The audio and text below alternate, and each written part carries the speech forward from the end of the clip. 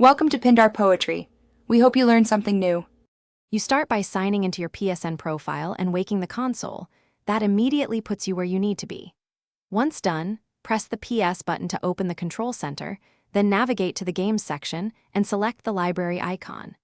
Make sure to choose the correct profile so purchases and cloud saves match. From here, you can jump straight into Installed, Purchased, or All, which lets you view every title tied to your account and begin the next checks. Now you filter and inspect. Select Installed to verify what's on the internal SSD, or Purchase/All to see games you own but haven't installed. You should sort by recently played or size to spot large installs or forgotten titles, and open a game's details page to confirm version, available DLC, and whether cloud saves exist. If you see a download icon, you can resume install. If something's missing from purchased, confirm the active account and PS Store purchase history. Finally, manage installs and storage. From a game's details, choose Install, move to Extended Storage, or Delete to free space, and use storage settings to see space breakdown.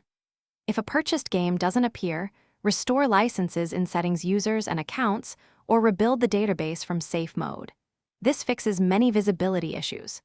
Make sure your PS Plus or cloud subscriptions are active when expecting library titles from those services, and test launching a small game to confirm everything works. Thanks for watching. Consider subscribing if we helped you.